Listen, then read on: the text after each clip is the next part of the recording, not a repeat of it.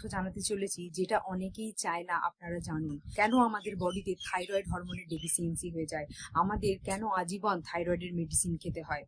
তাহলে 1 নাম্বার কারণ, যখন আমাদের বডিতে iodine, tyrosine, zinc, selenium, vitamin C, vitamin D, vitamin A এবং B2, B6, B3 এই সমস্ত ভিটামিনের ডেফিসিয়েন্সি হয়ে যায়, অ্যান্ড অবশ্যই বডিতে যখন প্রোবায়োটিক্সের ডেফিসিয়েন্সি হয়ে যায়, এই সমস্ত নিউট্রিয়েন্টসের ডেফিসিয়েন্সি হয়ে যায়, পুষ্টির ডেফিসিয়েন্সি হয়ে যায়, তখন আমাদের বডিতে কি হয়, থাইরয়েড হরমোনের প্রোডাকশন কমে যায়। তাহলে থাইরয়েড হরমোনের প্রোডাকশনকে কিন্তু বাড়াতে গেলে আমাদের বডিতে সঠিকভাবে কিন্তু iodine, zinc, selenium, tyrosine, vitamin A, B2, B6, B12, B3 এবং ভিটামিন সি, ভিটামিন ডি এবং প্রোবায়োটিক্সের সাপ্লাই কিন্তু বডিতে সঠিকভাবে দিতে হবে।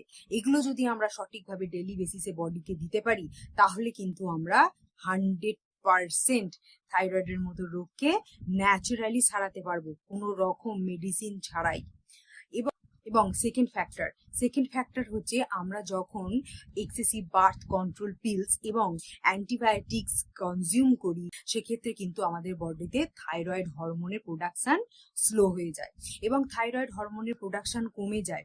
কেন কমে যায়? কারণ এই সমস্ত যে অ্যান্টিবায়োটিক্স এবং বার্থ কন্ট্রোল পিলস, এরা কি করে, আমাদের বডি থেকে ভিটামিন B6, B2, B3 একে কি করে, ড্রেন আউট করে দেয়, পুল আউট করে দেয়, আমাদের শরীর থেকে এগুলোকে বার করে দেয়, এই নিউট্রিয়েন্টস গুলোকে আমাদের শরীর থেকে বার করে দেয়।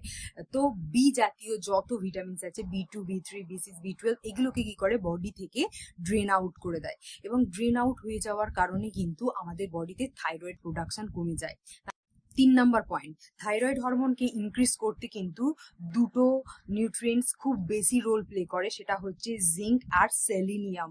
তো জিঙ্ক এবং সেলিনিয়াম হচ্ছে এমন একটা নিউট্রিয়েন্টস যেটা হচ্ছে আমাদের বডিতে থাইরয়েড হরমোনের প্রোডাকশনকে ইনক্রিজ করে, অর্থাৎ থাইরয়েড হরমোনের প্রোডাকশনকে সঠিক রাখতে হেল্প করে। এবং 4 নাম্বার পয়েন্ট খুব ইম্পর্টেন্ট, যেটা হচ্ছে ভিটামিন বি টু কি করে, থাইরয়েড গ্ল্যান্ডের ইনফ্লামেশন কমায় এবং বডিতে অক্সিডেটিভ স্ট্রেসকে কমায়। এর ফলে আমাদের থাইরয়েড গ্ল্যান্ড কিন্তু সঠিকভাবে থাইরয়েড হরমোনকে প্রোডাকশন করতে পারে। আরও এরকম নতুন নতুন ফ্যাক্ট জানতে অবশ্যই আমাকে ফলো করে নিন। Thank you.